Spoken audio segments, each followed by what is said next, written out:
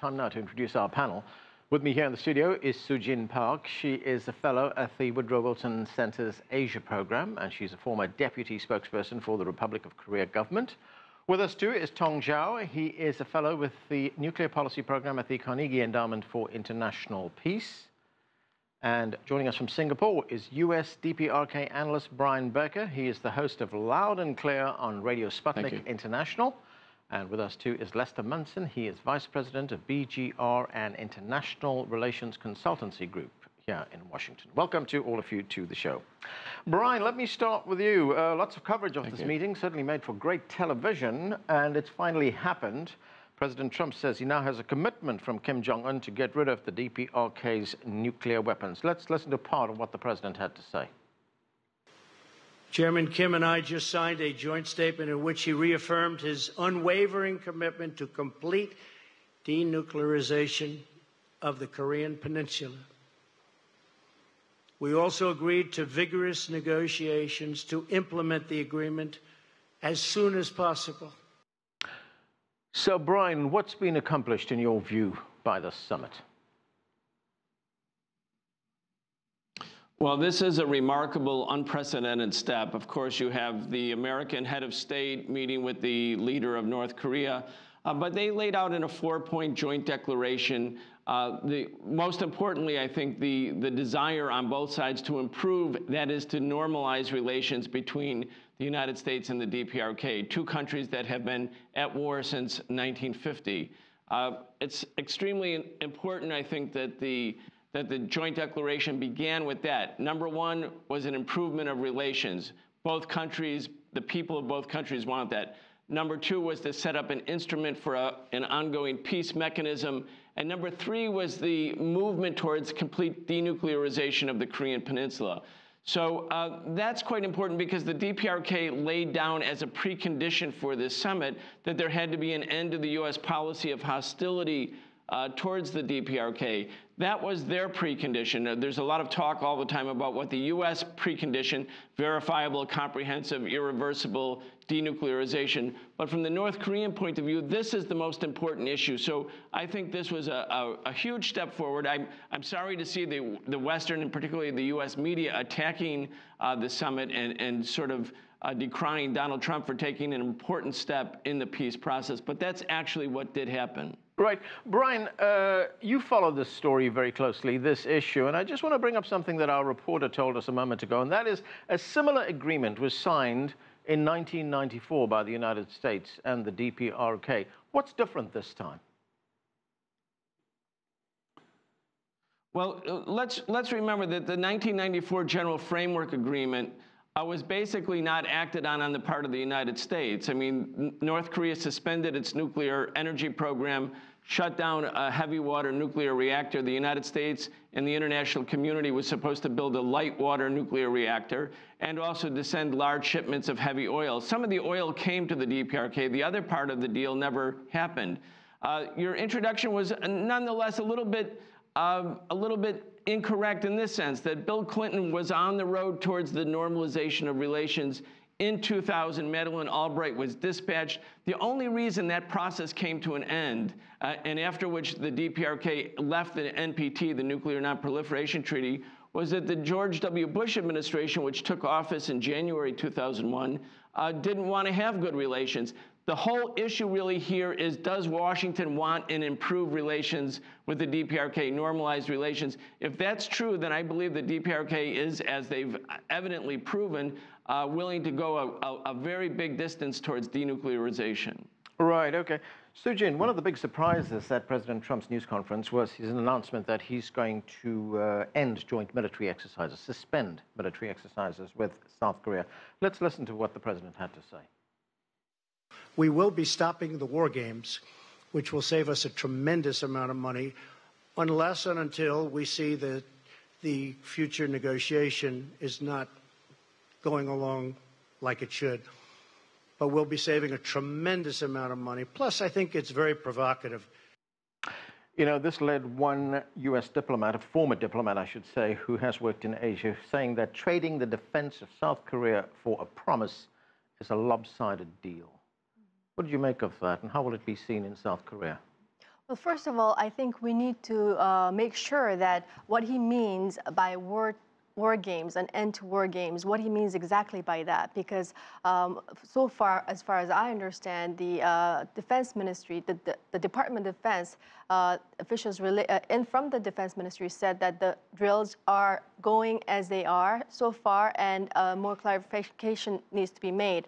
That meaning President Trump may have meant a halt to the deployment of U.S. nuclear tactical weapons to the Korean Peninsula rather than joint military drills altogether. So I think for now, we need to get more clarification on the topic. And if indeed that means a halt to all joint military drills, that would have a lot of ramifications. The drills that you're talking about, that's training exercises, yes, right? That's conducted between the United States and South Korea. But do you think he's talking about that, or? I mean, I'm not in a position to clarify or speak for him, but I'm thinking maybe he means those specific annual drills that North Korea finds very intimidating. And from the reports coming out, Chairman Kim Jong-un has requested that these drills be halted. Right. So that may be where this is coming from. So and especially this, it takes place in usually this summer, in August. So that may be what he may have been thinking. So we need to hear what this is exactly about. And also, even if it is a decision to halt, it's not something that President Trump alone can make. It's a matter of alliance, U.S.-ROK alliance. So this has to be consulted with the South Korean side for a final decision to be made. Well, we've also heard that the South Koreans were taken by surprise by this announcement. Lester, what's your response to what took place in Singapore? Well, I think we have a lot to learn. I think the agreement that the two leaders co-signed is really nothing more than a press release. There's very little specificity there. All of the details have to be worked out going forward. While I think it's a very good thing that the U.S. and North Korea are talking about these issues, we really don't know yet what this agreement will lead to. President Trump is under a great deal of pressure from Congress to come up with a complete, irreversible, verifiable deal that will denuclearize the Korean Peninsula and North Korea in particular. If he doesn't achieve that, he's going to get a lot of pushback from his own party in Congress. So there's a long road to walk down from here. There are some who are saying that this was nothing more, Lester, than a glorified photo op. Notwithstanding the fact that there was a lack of detail in that statement made by the two leaders, was it something significant? Well, I appreciate a good photo op as much as the next person. And this was, there's a lot of pageantry, there's a lot of significance to these two men shaking hands. I think we have walked down the road of peace, which is certainly better than the road of war that we were walking down 6 or 8 months ago. So this is definitely progress, and these are good things. But we really have to pay attention to the next steps. In particular, we should be paying attention to what South Korea is saying and what their interests are. We should be thinking about what Beijing is going to do in the wake of this agreement. There's a lot of details to be worked out. All right. Tong Zhao, there has been positive global reaction to the summit. There was positive reaction from China, from the Chinese Foreign Minister Wang Yi. Here's what he had to say.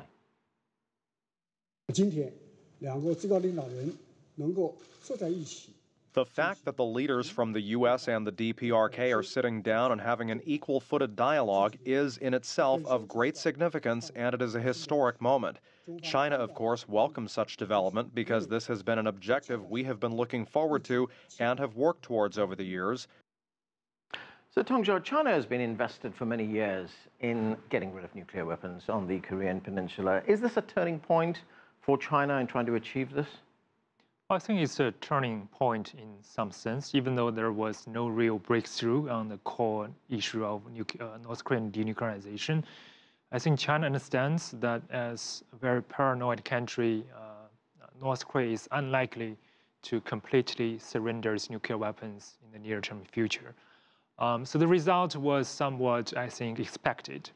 But despite this being a highly symbolic joint statement, I think it contributes to de-escalation of the tensions and reduction of the risk of a military conflict on Chinese doorstep, and therefore it's welcome. And also, it's important that United States and North Korea commit to improving bilateral relationship. From the Chinese perspective, the core problem of North Korea's nuclear weapon is North Korea's paranoia, its sense of insecurity. And the best way to address that is for North Korea and the United States to normalize relations, to transform this bilateral relationship from a hostile one to a friendly one in the future. That's the best way to make North Korea less paranoid and to depend less on nuclear weapons for its security in the future. So it creates a good environment in which everyone can now help North Korea conduct this strategic transformation from an isolated pariah state into a more normal and a more open country in the future. I think China wants to be very helpful in that process. If China wants to be helpful, do you think China will go to the extent of turning up the pressure on the DPRK? The DPRK is very dependent on China for its daily survival, really. Will China turn the pressure up to make sure that they get to these goals that they've set? I think that's unlikely. If we look at the track record, the only conditions under which China agreed to a UN Security Council resolution to impose sanctions on North Korea was after a major North Korean nuclear test or an ICBM intercontinental ballistic missile test. And now I think North Korea has already achieved the goal of acquiring a basic nuclear deterrent capability. There is no urgent technical need on the North Korean side to resume nuclear test or long-range missile test. And without that, I think there is zero chance that countries like China and Russia would agree to impose extra economic sanctions on North Korea. And going forward, again, it's a more important, more long-term goal for China to help North Korea come back as a normal member of the international community. So help North Korea focus on economic development, start this transition is important. I think China will welcome a gradual relaxation of the sanctions if other members of the UN Security Council agree. Okay, Brian, it's a question of trust, isn't it? President Trump has shown himself in the past to be unpredictable. Can the DPRK trust him to stick to the promises that he's made, or could this unravel? I mean, let's not forget what happened with the Iran nuclear deal. Exactly. I don't think North Korea trusts the United States. I don't think North Korea will trust the United States. I don't think Donald Trump trusts the North Koreans. I think really the issue is this. The DPRK has embarked on a new strategy. It began to be outlined as early as 2013, whereby the development of nuclear weapons, the verifiable development of nuclear weapons and the verifiable development of intercontinental ballistic missile technology changed the relationship of forces such that the North Koreans could use those developments, those technological developments and military developments as a leverage to bring the United States to the bargaining table. In exchange, DPRK lost a lot because of economic sanctions imposed on the country. Having completed what they thought was necessary for a military deterrent because they don't trust the United States, they are now willing to negotiate with the United States to both have improved economic and diplomatic relations, the normalization of relations, possibly a peace treaty in exchange for denuclearization. That's been the goal all along. So it's really not so much about trust. I mean, both sides have a strategy. Unfortunately, and I think the DPRK knows this full well, there are big lobbies in Washington that oppose peace with North Korea, just like there are lobbies that oppose the peace with Iran, and Donald Trump is part of that lobby. So going forward, we see the stock market for defense contractors like Raytheon dipped. It went down sharply because there was talk of peace on the Korean Peninsula. The military-industrial complex exists in America. It's a real thing. It has political power. And the North Koreans know well, and Donald Trump knows well, that they're working actively to undermine and sabotage this agreement. But here we have momentum. The momentum is from North Korea, it's from South Korea, it's from China, it's from Russia. So the political relationship of forces and the political climate has changed. What's most important now is for the momentum to be sustained, perhaps even increased.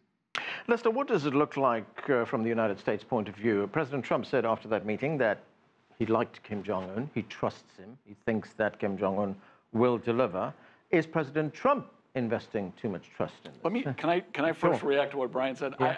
I have to say, with all due respect to Brian, I think that argument is totally absurd. Which argument is that? That there's some sort of lobby in Washington that's working against peace with North Korea, and that's the real obstacle.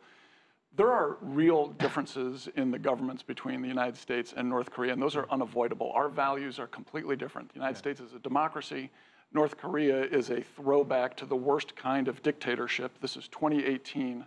The model of one single person being in charge of a country and essentially enslaving his own people doesn't work anymore, and it's not going to work. And I think the real reason unlike Saudi Arabia, for instance, there's actually a real move towards peace discussion is because there's a realization in North Korea that their model is not sustainable. So, so I think we should dispense with that argument. It's ridiculous to think that the American defense industry is actually against a peace agreement with North Korea. I don't think that's true at all.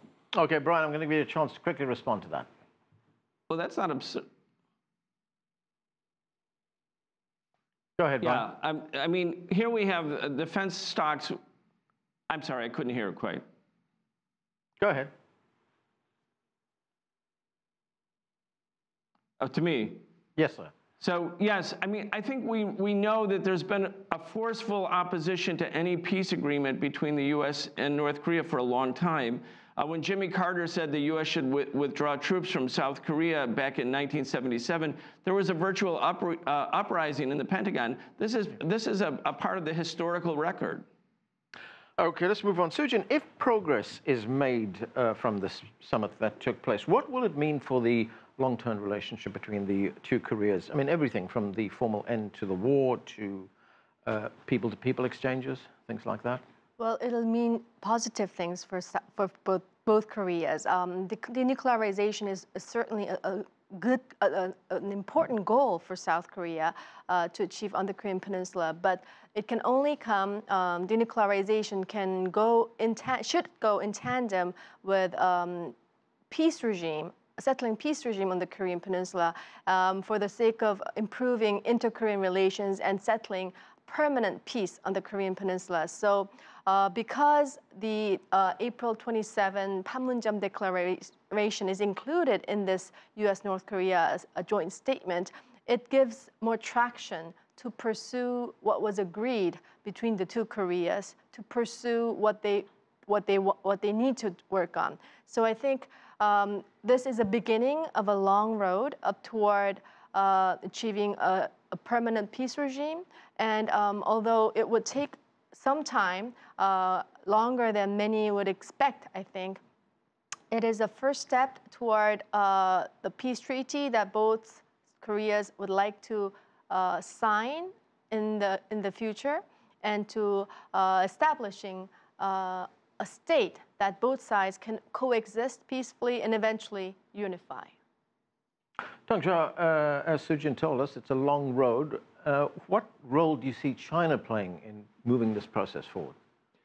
Now, the two most relevant players, U.S. and North Korea, have made a basic agreement on their nuclear dispute. The next natural step is to discuss how to replace the Armistice Treaty with a new peace treaty. As our South Korean guest just mentioned, it's important to have a new peace treaty that can help reassure North Korea, especially if the peace treaty is going to be signed and ratified by all the relevant parties, making North Korea less concerned about security.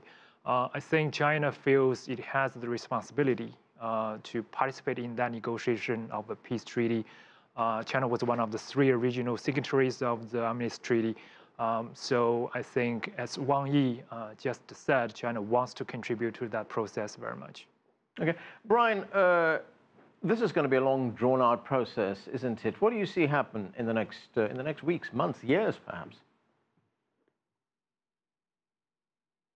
Well, Donald Trump said there will be many more meetings between himself and Kim Jong-un. He also said that Kim Jong-un would be welcome to come to the White House. There's going to be a second summit. The question is, where does the summit happen? Will it be in Pyongyang? I think it's quite clear that the DPRK would like it to be in Pyongyang. Again, I want to go back, and your other guest mentioned this as well. The joint statement from yesterday references Panmunjom, the April 27th agreement. It's really Moon Jae-in in South Korea and Kim Jong-un who have initiated this process. As we've said in the past on this show, the peace train was starting to leave the station. And suddenly the United States government had divided counsel. You had John Bolton and Mike Pence saying, no, let's not get on that peace treaty. Donald Trump sees this as a historic possibility for himself, certainly, and his role in history, and perhaps for the United States as well. With this combination, Moon Jae-in, Kim Jong-un, Donald Trump favoring forward progress, Russia and China also supporting it, the next important steps are really not about the technical details. It's about the reaffirmation of the process, and that can happen with additional meetings. I think that's the most important thing, is to overcome the obstinacy in Washington to actually coming to the table with the DPRK and treating the DPRK as an equal so that relations can be normalized. Lester, the U.S. Secretary of State, Mike Pompeo, he's been briefing U.S. allies in Asia and what's taken place in Singapore. He's been talking to Japan. He's been talking to South Korea as well. Is this going to be a hard sell for him in Asia? I think the hardest sell for the administration is actually going to be in Washington, where, again, Congress is looking for a deal, an agreement with North Korea that is complete, verifiable, and irreversible. They're going to demand a really tough inspection regime. They're going to demand that every single component of North Korea's nuclear weapons program be removed from the North. It's a very tough standard to meet, and I think the administration is going to have to work very hard to get there. North Korea is going to start demanding watertight guarantees on its security, right? That's right, and I suspect what's also going to be very difficult is the sequencing of those understandings. When does North Korea when does it allow inspections to come in to survey all of the assets that it has in this area? When does the U.S. provide a security guarantee? Congress is going to look for North Korea to go first and make a major concession before the U.S. does anything. Okay, Soojin, I've got 20 seconds. What should we be looking out for as a first concrete step to see this process in motion? Well, we would need to see North Korea's move because the goal is denuclearization, and for North Korea to get the concessions it wants and it first needs to make some moves that are required for those concessions to be reciprocated. Okay, we're going to have to leave it there. Thanks to all of you for being with us. That's it for this edition of The Heat. Thanks for being with us.